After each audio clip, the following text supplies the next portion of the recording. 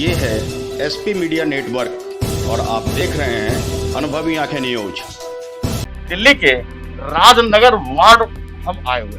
आपको बता दें कि आखिर कोरोना काल में जब जिंदगी सिसक रही थी तब राजनगर वार्ड में क्या कुछ हमारे पार्षद डॉक्टर भूपेंद्र गुप्ता की गतिविधि रही और एमसीडी के माध्यम से क्या कुछ उन्होंने सुविधाएं उपलब्ध कराई।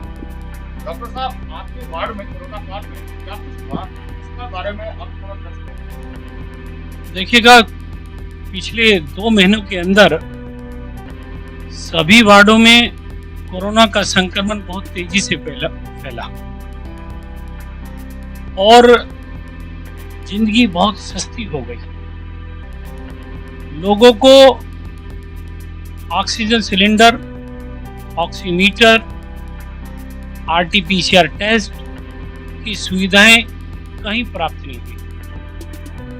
पिछले 2 महीने में पूरी दिल्ली के अंदर यदि काम करने वाली कोई एजेंसी थी तो वो थी एमसीडी। एमसीडी के कर्मचारियों के द्वारा बायोमेडिकल वेस्ट, कोरोना संक्रमित व्यक्ति के घर से कूड़ा उठाने का कार्य किया तो एमसीडी के कर्मचारियों के द्वारा किया गया। झाड़ू लगाने का कार्य किया गया तो एमसीडी के कर्मचारियों के द्वारा किया गया। सैनिटाइज किया गया तो एमसीडी के कर्मचारियों के द्वारा किया गया।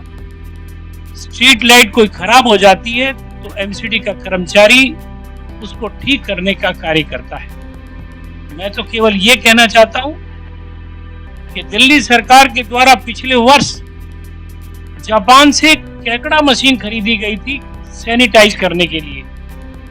यदि पूरी दिल्ली में किसी ने भी वो मशीन देखी हो सैनिटाइज कराने के लिए तो मुझे नहीं लगता कि वो मशीन इस क्षेत्र से अब ऐसे गायब हो गई जैसे गधे के सिर से सींग गायब हो गया। तो मैं तो केवल इतना कहना चाहता हूं कि आज दिल्ली के अंदर एमसीडी का निगम पार्षद और एमसीडी के सभी कर्मचारी पूरी तन से, मन से और धन से, क्योंकि धन का मतलब यह है जो भी कोरोना पेशेंट था राजनगर के अंदर हमारे द्वारा उसको फोन किया जाता था, ये पूछा जाता था कि आपको खाने में किसी तरह की कोई समस्या तो नहीं है।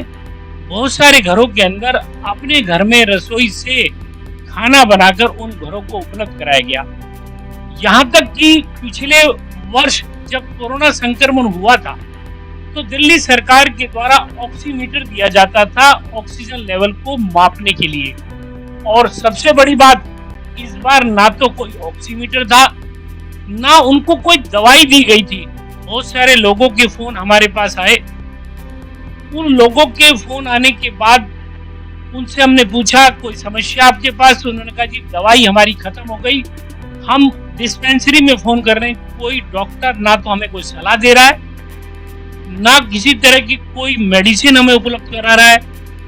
और क्या आप हमें मेडिसिन उपलब्ध करा सकते हैं? तो हमने उनके घर के अंदर मेडिसिन पहुंचाई और उसके साथ साथ कोरोना से संबंधित बूस्टर किट जिसको बोलते हैं, आयुर्वेदिक की दवाई, सैनिटाइजर और मास्क भी हमने उनको उपलब्ध कराए।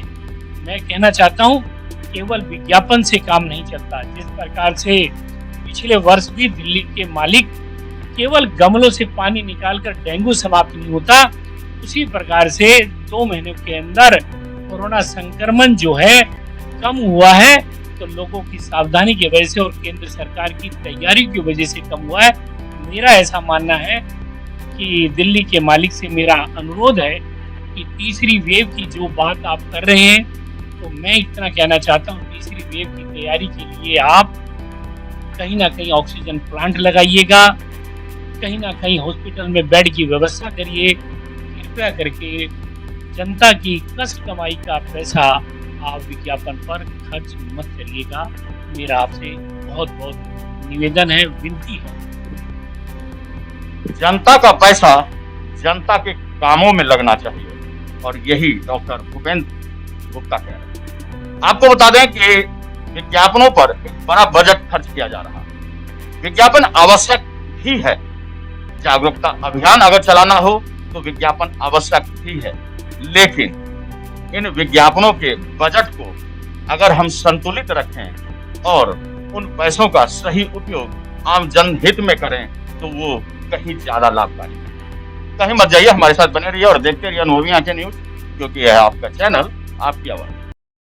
अगर आपने अब तक हमारा चैनल सब्सक्राइब नहीं किया है तो सब्सक्राइब करें और बेल आइकन अवश्य दबाएं ताकि खबरों का नोटिफिकेशन आपको मिलता रहे।